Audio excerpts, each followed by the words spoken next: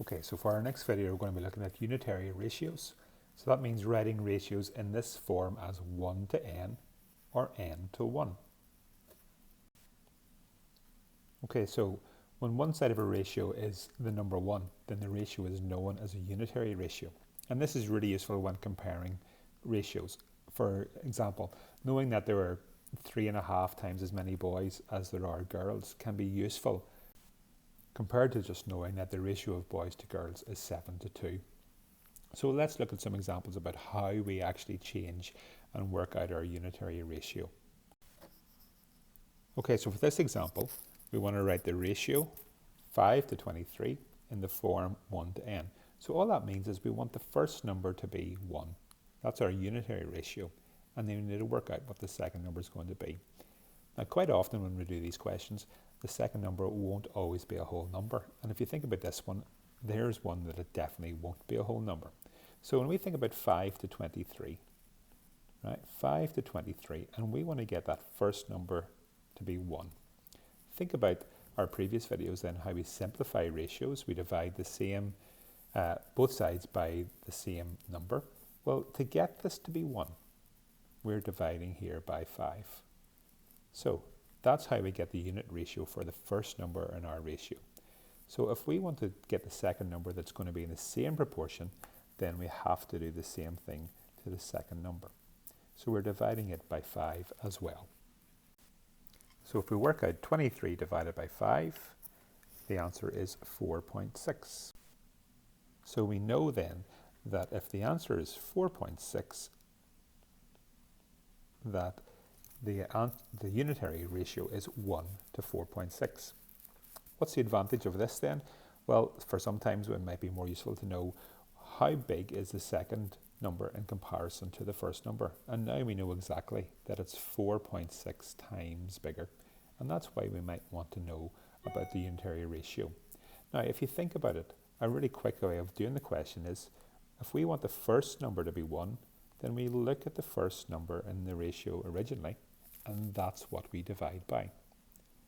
Okay, so if we did another example,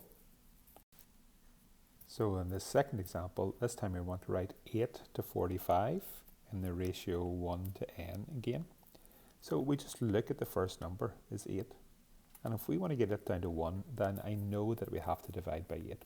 So all you do is you divide both numbers by 8.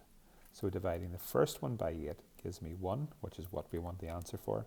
And then we do exactly the same to the second. So we divide 45 by 8 as well, which comes out to be 5.625. Now, it depends on the degree of accuracy that you want the answer to. Sometimes it might say to round it off to 1 or 2 decimal places.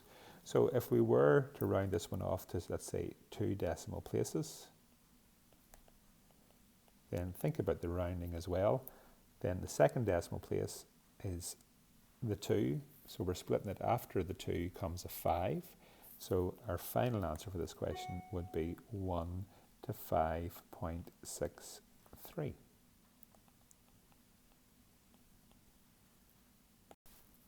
Now, sometimes you might want to write the other way around. So in this example, we want to write the ratio 4 to 5 in the form n to 1. So basically, we want to know how many times bigger is the first number than the second number. So this time, if we think about it in the same way, 4 to 5, and we want the second number to become 1. So we need to work out, what does this first number have to be? So we basically need to work out what must go in here to make sense. So in this one, to get the second number down to the 1, well, the second number is 5, so that means we're dividing by 5. So we need to do the same to the first number.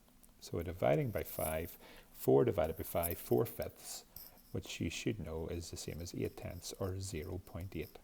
So your final answer for this one would be 0.8 to 1. So there's our answer, 0.8 to 1. So we know that the first number is 0.8 times the second number. And because you're multiplying by a number less than 1, we know that that means it's a bit smaller.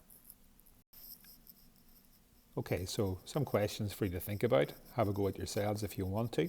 If you want to have a go at them, just play the video when you have had a go, and we'll go over the answers. But if you want to hit pause now. So if we look at the first, we want to write these first three questions in the form 1 to n. So it's the first number that we want to get to the 1. So we look at the first number in each of them, and that's what we're dividing by. So in the first question, we're dividing by 4, which gives us 1. So we also divide the 5 by 4, and 5 over 4 is 1 1/4, or 1.25. The next one then, we want to get this, the 8, down to 1, so we're dividing by 8. So for the second part, we do 15 divided by 8, which is 1.875. Now, I haven't said to round it off this time.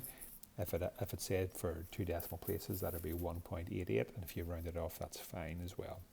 And then the last one, we want to get the 7 down to 1. So we're dividing by 7, and this one works out really nicely, doesn't it? 35 divided by 7 is 5.